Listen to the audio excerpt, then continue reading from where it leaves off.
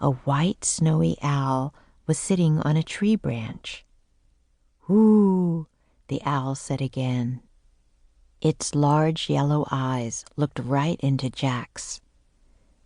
"What does he want?" Jack wondered. "Is he a sign, like the rabbit and the gazelle?" A long-legged rabbit and a gazelle had led Jack and Annie to the magic treehouse for their last 2 adventures. "Ooh."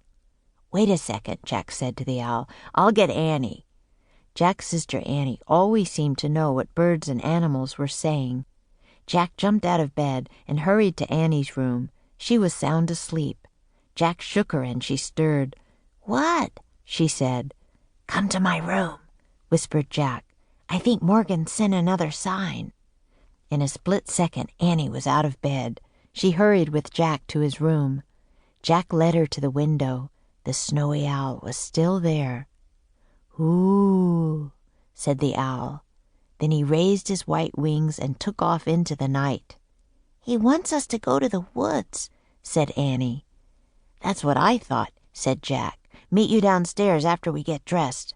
No, he says go now, right now," said Annie. "We'll have to wear our pajamas."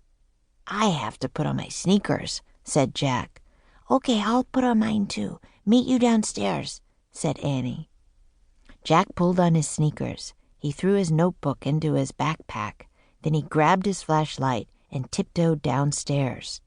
Annie was waiting at the front door. They silently slipped outside together. The night air was warm. Moths danced around the porch light. "I feel weird," said Jack. "I'm going back to put on some real clothes."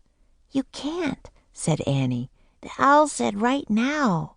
She jumped off the porch and headed across their dark yard. Jack groaned. How did Annie know exactly what the owl said, he wondered. Still, he didn't want to be left behind, so he took off after her. The moon lit their way as they ran down their street.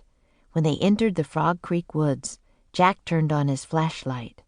The beam of light showed shadows and swaying branches. Jack and Annie stepped between the trees. They stayed close together.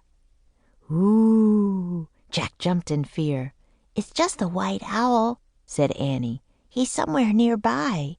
"The woods are creepy," said Jack. "Yeah," said Annie. "In the dark, it doesn't even feel like our woods." Suddenly the owl flapped near them. "Yikes!" said Annie. Jack shone his flashlight on the white bird as it rose into the sky. The owl landed on a tree branch right next to the magic tree house. And there was Morgan Le Fay, the enchantress librarian. Her long white hair gleamed in the beam of Jack's flashlight. "Hello," Morgan called softly in a soothing voice. "Climb up." Jack used his flashlight to find the rope ladder. Then he and Annie climbed up into the treehouse. Morgan was holding 3 scrolls. Each one held the answer to an ancient riddle that Jack and Annie had already solved. "You have journeyed to the ocean, the Wild West, and Africa to find the answers to these 3 riddles," said Morgan. "Ready for another journey?" "Yes," said Jack and Annie together. Morgan pulled a 4th scroll from the folds of her robe. She handed it to Annie. "After we solve this riddle, will we become master librarians?" asked Annie. "And help you gather books through time and space?" said Jack. "Almost," said Morgan. Before Jack could ask what she meant, Morgan pulled out a book and gave it to him. "For your research," she said. Jack and Annie looked at the book's title, Adventure in the Arctic. "Oh, wow, the Arctic," said Annie. "The Arctic," said Jack. He turned to Morgan. "Are you serious?" "Indeed I am," she said, "and you must hurry." "I wish we could go there," said Annie, pointing at the cover. Wait a minute, we'll freeze to death," said Jack. "Fear not," said Morgan. "I am sending someone to meet you." The wind started to blow.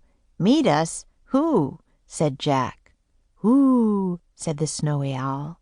Before Morgan could answer, the treehouse started to spin. It spun faster and faster.